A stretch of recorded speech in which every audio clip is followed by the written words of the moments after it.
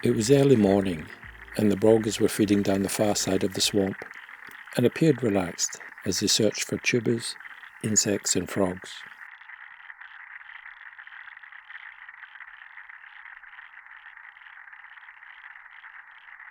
Other water birds were also arriving to take advantage of the fresh growth and insect life. This swamp is normally dry, relying solely on the overflow from the nearby channel to get its water. However, this year it was full, and I was lucky to be here for this rare event. I was very excited at the prospects of filming the Brolgas and hopefully witness them breeding.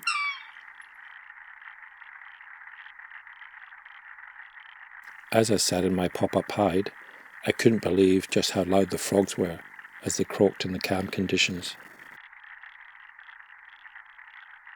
But the calm was about to change as the water birds appeared on edge.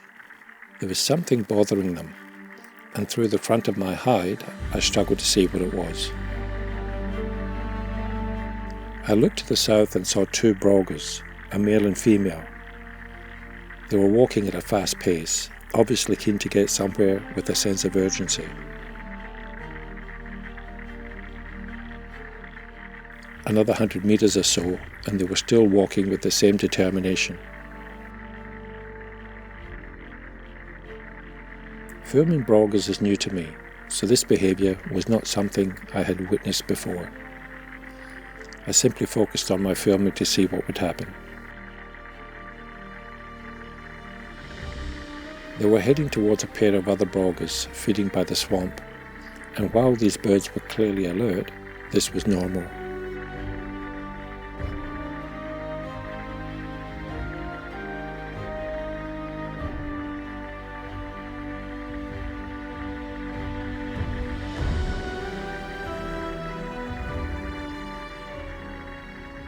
It was then that I noticed one of the birds seemed to take fright, as the male and female that had walked so far flew in to join them.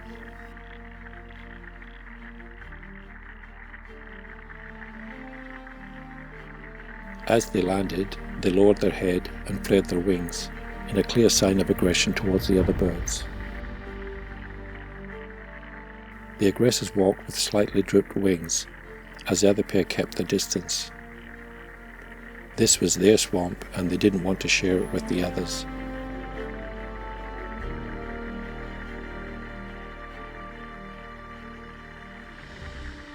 Initially the birds stood their ground, but with the aggressors constantly corralling them, it was just a matter of time before something had to give.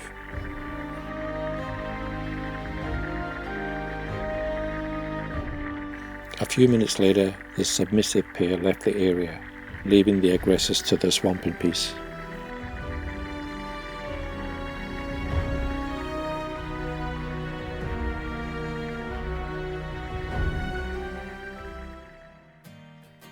As I was filming the Brolgas, I noticed a harrier was hunting to my left, and with the Brolgas now feeding in the paddocks, I decided to relocate my hide once the harrier flew to the far end of the swamp.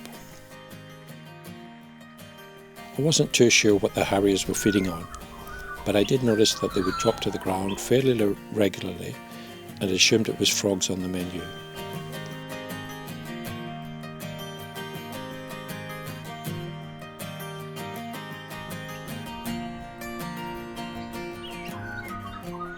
It was such a beautiful afternoon.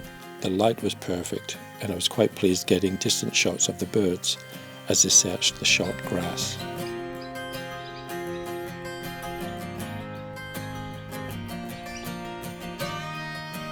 I remember thinking how peaceful it was, having the place to myself with such a beautiful scene in front of me.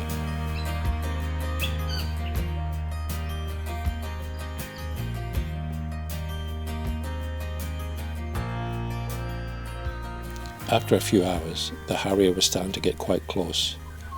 This was exciting as harriers are notoriously timid birds, and getting close footage has always been difficult. The honey eaters and noisy miners in the trees behind me were always aware of the harrier and would give their alarm calls when it got close.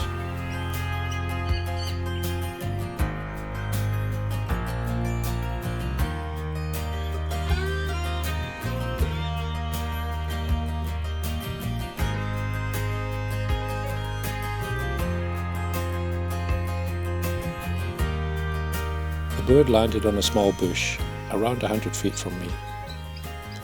It seemed very relaxed as it preened its feathers and surveyed its surroundings. By now the harrier was getting so close, and I really had to concentrate and not get too excited.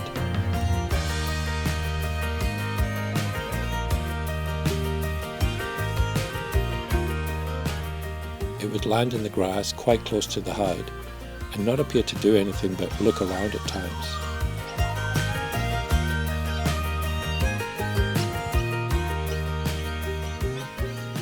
It would walk through the grass, looking up every now and again, but didn't seem to be feeding on anything. As I drove home that night, I reflected on the day and how special it was, and couldn't wait to return the next day.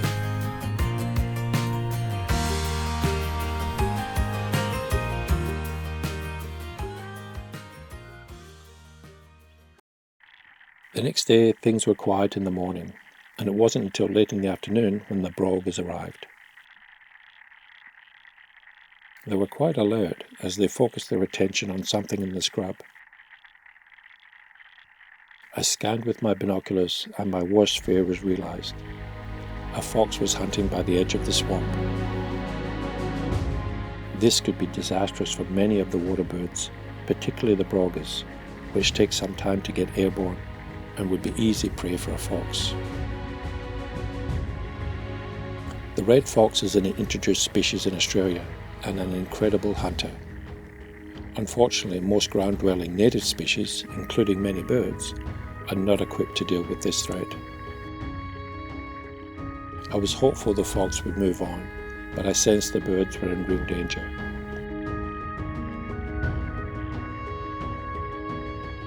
It hung around for a while as it bathed in the afternoon sun, knowing it was in full view of its prey. However, the odds would soon change in its favour as the sun set on the horizon.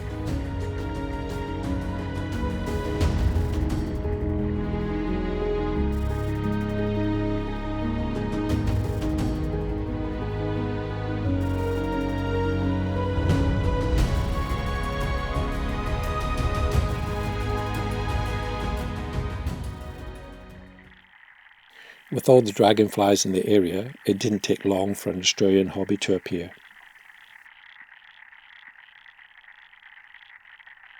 I noticed that it preferred hunting along the fence line that went through the swamp, so I repositioned myself nearby. Fortunately, it didn't seem too concerned about me, so I decided not to set up the hide. It didn't take long and the water was up to my waist as my chair sank further into the mud. However, I was happy being so close to the bird and started thinking about the amazing footage I might get.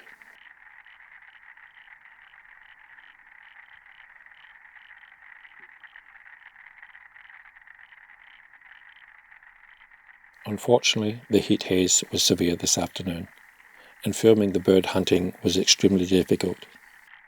Nonetheless, I did manage to get some footage that was usable, which showed the agility of these little falcons. On many of the hunting attempts, the hobby was successful, but it did come up empty-handed sometimes. After a few attempts to try and film the hobby, I decided that the heat haze was just too severe and chose to just sit back and watch it as it hunted in front of me. It was a real thrill. The following day, I set up my hide in my favourite spot for filming the Brolgas and was caught off guard when a flock appeared just as I turned the camera on. I was so pleased to capture this footage, as it really shows the beauty of the birds in the air as they came into land with their legs dangling and body upright. They landed in the perfect position, with the sun behind my hide casting a beautiful light.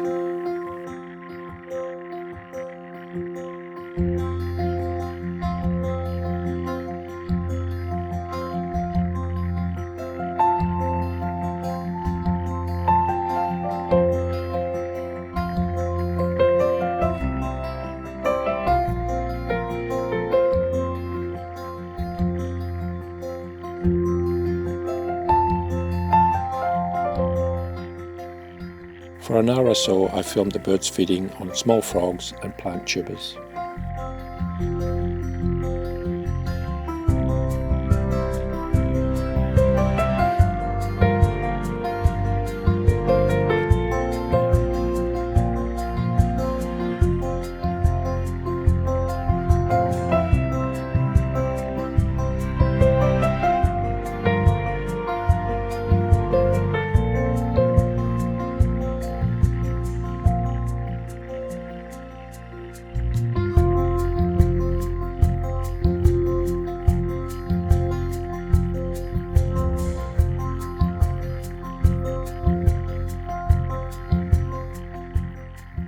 birds were very relaxed, and for a while I wondered where the aggressive Brolgas were, as they would normally appear shortly after the flock would arrive.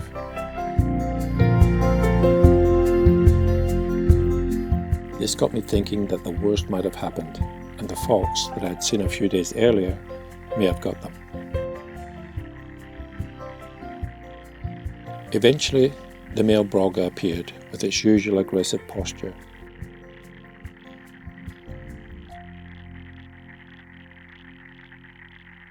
I was surprised it was just the male bird, as I knew the female would not be sitting on eggs or nesting.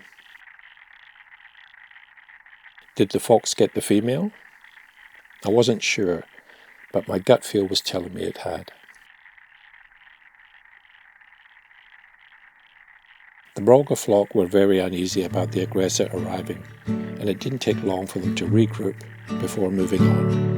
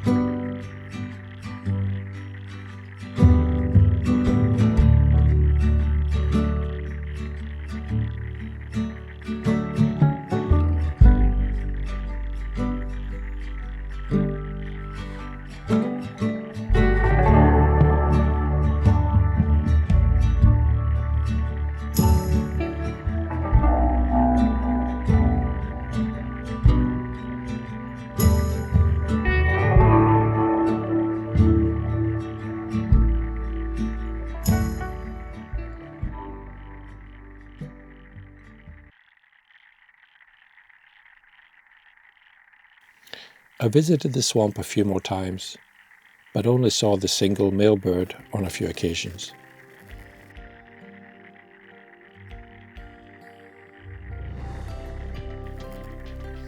On my last visit, I saw it in the swamp by itself, and as usual, the flock continued to keep the distance.